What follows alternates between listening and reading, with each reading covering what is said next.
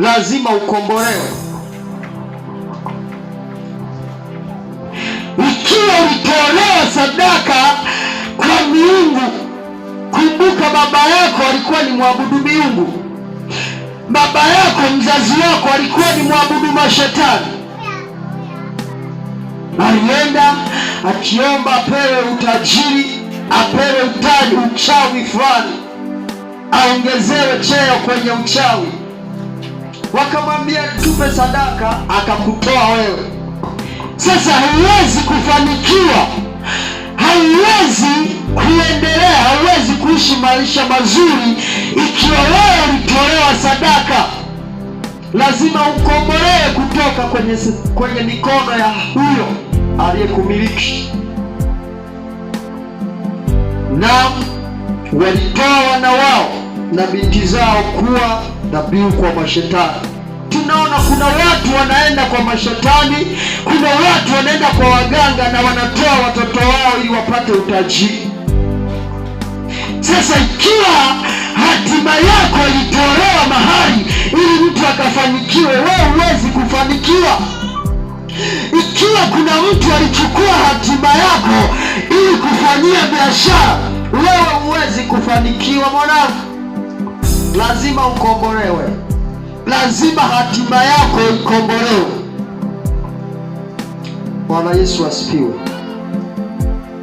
Sasa wiki hii itakuwa ni siku 3 tu ziko mbele yetu, na tumeanza leo, kesho siku ya pili, Jumapili tunamaliza. Hatima iliyoibiwa kwenye maisha yako lazima irudishwe, na iko kazi moja tu hapa ya kufanya Bwana. Sasa lazima kukamata mapepo hayo, mapepo ambayo yanaishika hatima yako, yaliyoiba hatima yako, yaliyoshikilia hatima yako huko, lazima tuyakamate.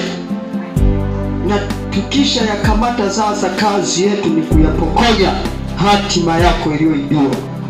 Unaweza Baba, unaweza, hakuna kama wewe. Hii ni habari njema kwa wakazi wa Kahama na Shinyanga na maeneo ya jirani. Mtumishi wa Mungu Apostle D wa kituo cha maombezi cha urejesho wa masika Tanzania anakukaribisha katika huduma ya maombi na maombezi, na ratiba iko kama ifuatavyo. Kila siku Jumanne mpaka Jumamosi ni kuanzia saa 9 alasiri hadi saa 12 jioni, na siku ya Jumapili ni kuanzia saa 3 asubuhi hadi saa 12 jioni. Na yote haya ni katika kituo cha maombezi cha urejesho wa masika Tanzania kilichopo Kahama, eneo la Muhongolo.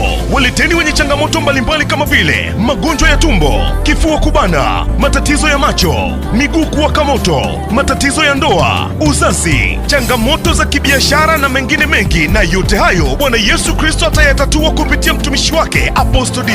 Kituo cha maombezi cha urejesho wa masika Tanzania kinapatikana eneo la Muhongolo, Kahama, na kwa maelekezo zaidi wasiliana na mtumishi wa Mungu Apostle D kupitia namba 0744 124855. Mwana wa Mungu, ni kusihi usipange kukosa.